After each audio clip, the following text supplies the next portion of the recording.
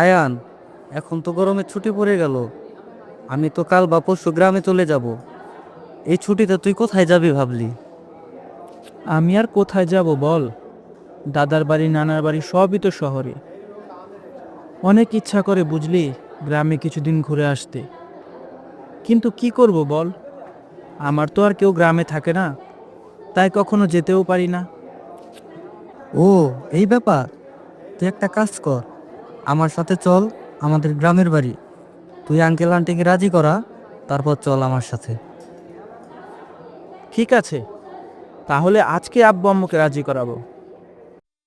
ঠিক আছে, এখন তাহলে আমি মেসে যাই, তুইও বাসায় চলে যা। এরপর সুমন আর আমি যে যার যার গন্তব্যের উদ্দেশ্যে রওনা দিয়ে দিলাম। বাসায় গিয়ে ফ্রেশ হয়ে খাবার খেতে বসে পড়লাম। বাবা, তোমাকে একটা কথা বলার ছিল। আমি সুমনের সাথে কিছুদিনের জন্য ওদের গ্রামের বাড়িতে বেড়াতে যেতে চাই। বাবা কোনোভাবে রাজি হচ্ছিল না।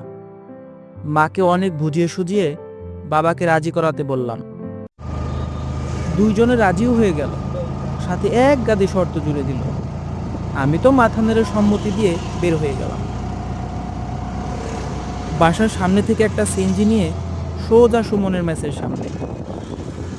তারপর সুমনকে নিয়ে রেল স্টেশনের উদ্দেশ্যে রওনা দিলাম। রেল স্টেশনে পৌঁছে সুমনকে পাঠালাম টিকিট কাউন্টারে টিকিট কেটে আনতে। এই সুমন, তোদের গ্রামের নামটাই তো জানা হলো না। আমাদের গ্রামের নাম হচ্ছে ঝিনুকদি গ্রাম। গ্রামের নামটাই কত সুন্দর, ঝিনুকদি, বাহ! না জানি গ্রামটা কত সুন্দর। এই বল না, তোদের গ্রামে কি কি সুন্দর সুন্দর জায়গা আছে? অনেক সুন্দর জায়গা আছে, অনেক সুন্দর সুন্দর জমিদার বাড়িও আছে, দিঘি, অনেক কিছু আছে, গেলেই বুঝতে পারবি। তবে একটা কথা, যা দেখবি সব দিনেই শেষ করবি। রাতে কোথাও যাব না, বললি? কেন, রাতে কি সমস্যা? এত কথা বলতে পারবো না, শুধু যেটা তোকে বললাম সেটাই শুনবি। আমাদের যেতে যেতে ভোর হয়ে যাবে, তাই আমি আর সুমন দুজনেই ঘুমিয়ে পড়লাম।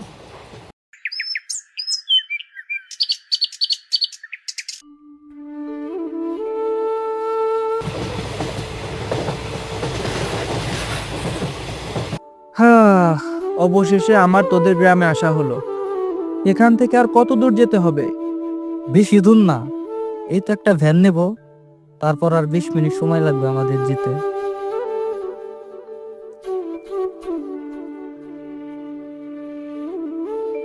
গ্রাম ছাড়া ওই রাঙা মাটির পথ আমার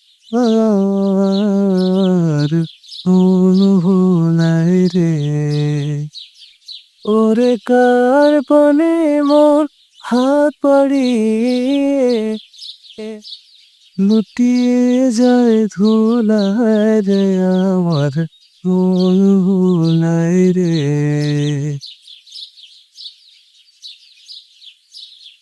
ওদের বাড়িতে নামতেই দেখি আঙ্কেল আন্টি সবাই আমাদের জন্য দাঁড়িয়ে আছে।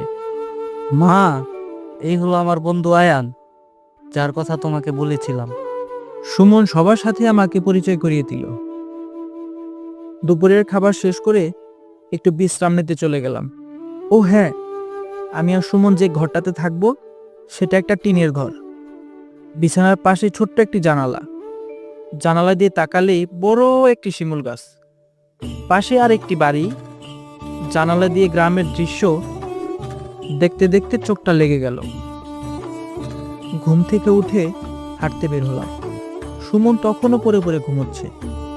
গ্রীষ্মের গরমে বিকেলে হালকা বাতাস গায়ে লাগতে বেশ ভালো লাগছিল।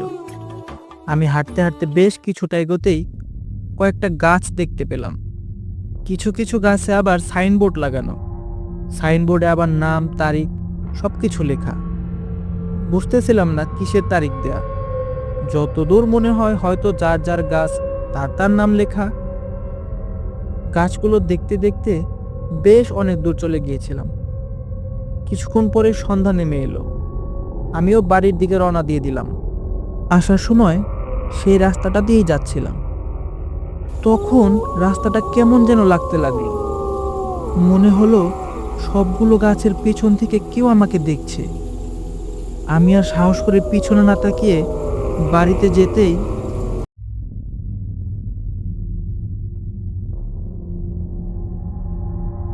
কিরে, কোথায় গিয়েছিলি তুই? তোকে না বলেছিলাম সন্ধ্যার পর বাহিরে যাবি না? আরে তুই তো ঘুমোচ্ছিলি, তাই আমি বাড়ির আশপাশটা একটু ঘুরে দেখলাম। আচ্ছা, আর এমন করবি না কখনো তুই।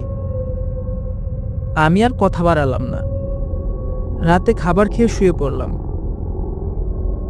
রাত তখন 2টার মতো বাজে। হঠাৎ টিনের চালে ঢিল মারার শব্দ। আমি ঘরের জানালাটা খুলেই তাকাতেই দেখলাম একটা লোক চাদর গায়ে শিমুল গাছটার পেছনে গিয়ে হাওয়ায় মিলিয়ে গেল। আমি ভাবলাম ঘুম চোখে কি দেখে ফেলেছি। জানালাটা বন্ধ করে আবার শুয়ে পড়লাম।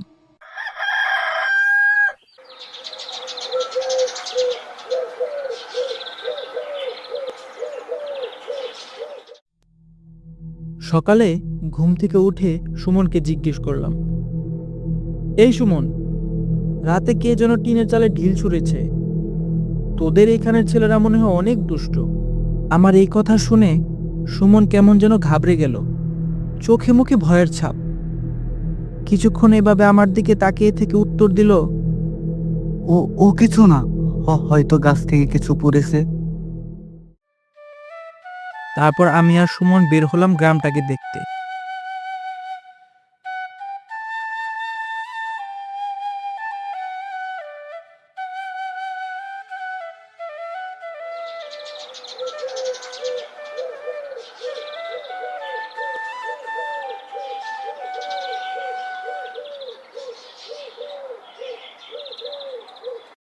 আচ্ছা, তোকে একটা কথা জিজ্ঞেস করার ছিল।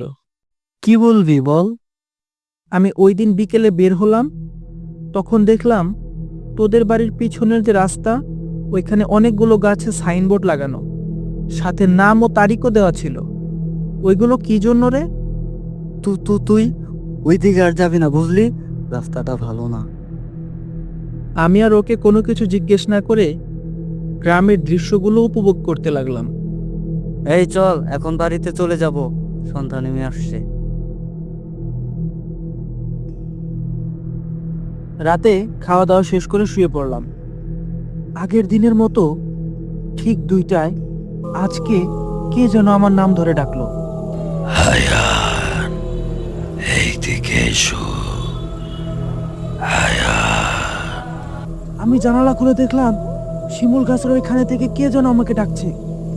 কে কে এখানে? আমি কথা বলতে দেখলাম হাওয়ায় মিলিয়ে গেল। এই কি হয়েছে? কার সাথে কথা বলিস তুই? কে কে কে কে কে যেন আমাকে বাইরে থেকে ডাকছে। তুই জানালা খুলেছিস কেন? বন্ধ কর। আমি যথারীতি জানালা বন্ধ করে ঘুমিয়ে গেলাম।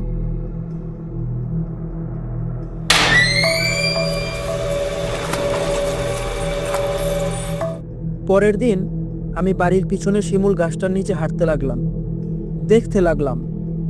হঠাৎ পিছন থেকে একজন বৃদ্ধ লোক আমাকে ডাক দিল। এই ছেলে, ওই দিকে কি করো? এই দিকে আসো, শুনে যাও। আমি বৃদ্ধ লোকটির পিছনে পিছনে যেতে লাগলাম। বৃদ্ধ লোকটি নদীর পাশে বসে বলতে লাগলো, তুমি কেন ওই গাছটার দিকে যাচ্ছ? ওই গাছটা একটা অভিশপ্ত গাছ। ওই গাছটা আমার বুকের ধন ও মানিককে কেড়ে নিয়ে গেছে। কি হয়েছিল চাচা আপনার ছেলের? একদিন হাট থেকে ফিরতে ফিরতে সন্ধ্যা হয়ে যায়। শিমুল গাছের নিচ দিয়ে যখন আসতে নিচে, তখন ওরে কে জানি শিমুল গাছের নিচ থেকে ডাকছে। ও ভয় পেয়ে বাড়িতে চলে আসে, এসে আমাকে সবকিছু খুলে বলে। আমি ওই দিন রাতে ওর কাছেই ঘুমাই, কিন্তু কিছুক্ষণ পর আর ওরে খুঁজে পাই না। সারা রাত এই দিক ওই দিক খোঁজাখুঁজি কইরা সকালে দেখি শিমুল গাছটায় গলায় দড়ি দিয়ে ঝুলা আছে আমার মানিক। আমি দেখলাম চাচা কথাগুলো বলতে বলতে কান্না শুরু করে দিল, চোখ দিয়ে অঝরে পানি পড়ছে। তারপর আমি তাকে জিজ্ঞেস করলাম, আচ্ছা চাচা, পাশের রাস্তায় দেখলাম অনেকগুলো গাছে সাইনবোর্ড দেওয়া, নাম লেখা, তারিখ লেখা, ওইগুলো কিসের?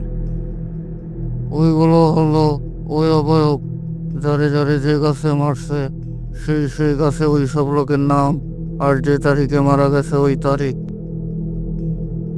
যারা ওই ডাকে সাড়া দিয়েছে তারাই কি মারা গেছে? হ্যাঁ, যারা যারা ওই অবয়বটার ডাক শুনে ওর পিছনে যায় তাদের ওইভাবে গাছে ফাঁসি দিয়ে মেরে ফেলে। বাবা, এখন বাড়িতে চলে যাও, আর শোনো, রাতে কেউ ডাকলে বের হইও না। আমি বাড়িতে চলে এলাম। সুমন, আন্টি, আঙ্কেল সবার সাথে গল্প করলাম, কিন্তু ওই বিষয়গুলো নিয়ে আমি আর তাদের কিছুই জিজ্ঞেস করলাম না। রাতের খাওয়া দাওয়া শেষ করে শুয়ে পড়লাম। প্রচণ্ড গরমে বেশিক্ষণ আর শুয়ে থাকতে পারলাম না। আমি বাড়ির বাইরে পায়চারি করতে লাগলাম। হঠাৎ পাশ থেকে একটা আওয়াজ শুনতে পেলাম। হায়ান, এইদিকে এসো। হায়ান, আমি দেখলাম, হ্যাঁ, আমার শরীর যেন কেমন একটা ঘোরের মধ্যে চলে গেল। আমি তার পিছন পিছন যেতে লাগলাম। সেই শিমুল গাছটার সামনে আসতেই গাছের উপর থেকে একটা দড়ি আমার সামনে এসে পড়লো। আমি দড়িটা গলায় পড়তেই দেখলাম সুমন আর গ্রামের অনেক মানুষ আমার এই দিকে আসছে।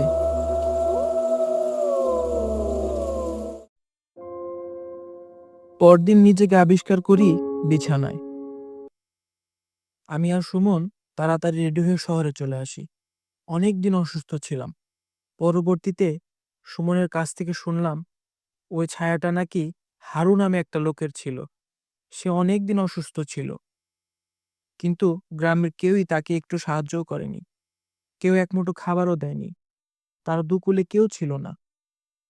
সে এত কষ্ট সহ্য করতে না পেরে একদিন রাতে ওই শিমুল গাছটায় ফাঁসি নিয়ে আত্মহত্যা করে। এরপর থেকে যে ওই রাস্তা দিয়ে যায় তাকেই ডাকে, রাতের বেলা ডাকে সাড়া দিলেই তাকে ফাঁসি দিয়ে মেরে ফেলে।